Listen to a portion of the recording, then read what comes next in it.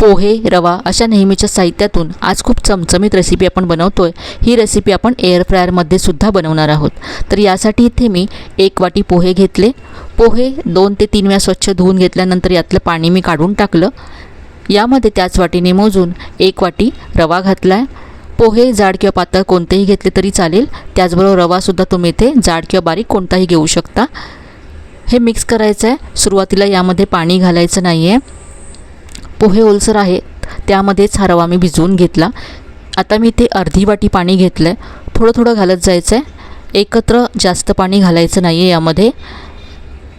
तर इथे साधारण मला पहा अर्धी वाटीपेक्षा 1 ते 2 चमचे कमीच पाणी इथे लागलं आहे मला। हे असं भिजवून घ्यायचं आहे आणि आता हे असंच 10 मिनटं बाजूला ठेवून द्यायचं आहे, म्हणजे यातला जो रवा आहे तो छान फुलेल आणि हे आणखी घट्टसुद्धा होईल। तर पहा 10 मिनटानंतर रवा छान फुलला आहे, रव्याने पाणी यातलं ॲब्झॉर्ब केलं आहे आणि हे असं झालं आहे। असंच घट्टसर आपल्याला हवं आहे।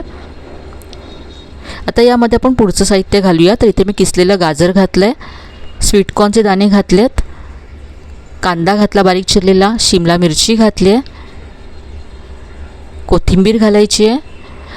स्वीटकॉर्नचे दाणे नसतील तर तुम्ही इथे मटारसुद्धा घालू शकता, फ्रोझन मटार घालू शकता। हिरवी मिरची घातली आहे। मसाल्यांमध्ये इथे मी हळद घातली, अर्धा चमचा जिरं घातलं, धने जिरे पूडसुद्धा घातले। इथे मी अर्धा चमचा चाट मसाला घातला, याची चव खूप छान लागते यामध्ये। यानंतर चवीप्रमाणे मीठ घालायचं आहे, चवीप्रमाणे लाल तिखट घालायचं आहे। आपण हिरवी मिरचीसुद्धा घातली आहे त्यामुळे तिखट चवीप्रमाणे कमी जास्त करायचं आहे। हे सगळं आता मिक्स करूया।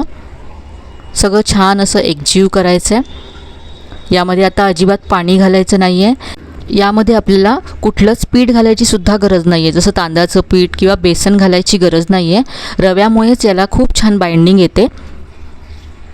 तर हे मी व्यवस्थित असं मिक्स करून घेतलं। आता हाताला तेल लावायचं आहे आणि याचे कटलेट बनवायचे आहेत। पोह्यांमुळे हे कटलेट खूप मस्त क्रिस्पी होतात आणि यामध्ये तुम्ही तुमच्या आवडीच्या भाज्यासुद्धा ॲड करू शकता, जसं कोबी तुम्ही बारीक चिरून घालू शकता।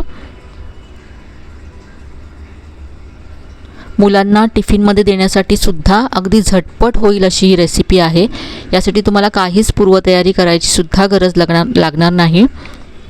तर हे असे कटलेट मी तयार करून घेतलेत। इथे आणखी मी तयार केलेत। आता हे आपण शॅलो फ्राय करूया आणि याचबरोबर मी हे एअर फ्रायरमध्ये सुद्धा बनवून दाखवणार आहे। तर इथे मी पहा 2 ते 3 चमचे तेल पॅनमध्ये गरम केलं, यामध्ये हे कटलेट घातलेत। 2 ते 3 मिनटं हे एका बाजूने फ्राय झाल्यानंतर आपल्याला हे उलटायचेत, लगेच उलटायचे नाही आहे। पहा अजिबात हे तुटत नाहीत, खूप छान बाइंडिंग येते रव्यामुळे। तुम्ही डीप फ्रायसुद्धा हे करू शकता।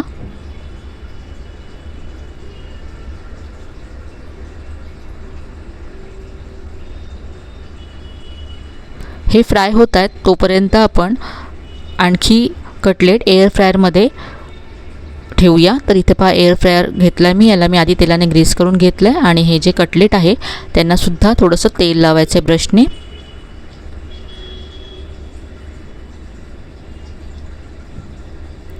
दोन्ही बाजूने लावून घेतलं तेल। हे आपण 200 डिग्रीला 12 ते 15 मिनटं एअर फ्रायरमध्ये ठेवूया।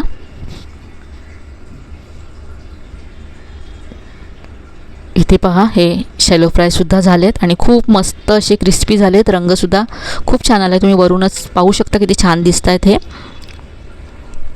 थंड झाल्यानंतरसुद्धा हे असेच क्रिस्पी राहतात, त्यामुळे टिफिनसाठी सुद्धा खूप छान रेसिपी आहे।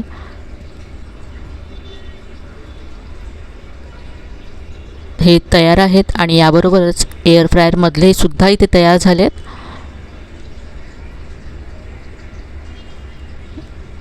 तर हे मस्त असे पोहे आणि रव्यापासूनचे कटलेट नक्की ट्राय करा। खूप कमी तेलामध्ये हे तयार होतात, अजिबात तेलकट नाही आहेत। आतपर्यंत छान हे पहा शिजले गेलेत। तुम्ही टोमॅटो केचप बरोबर किंवा कोणत्याही चटणी बरोबर सर्व करू शकता।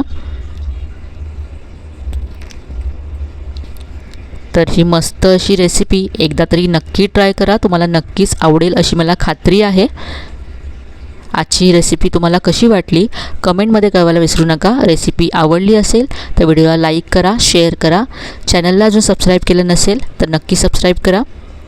चला तर मग पुन्हा भेटूया अशा छान छान आणि नवीन नवीन रेसिपीसह.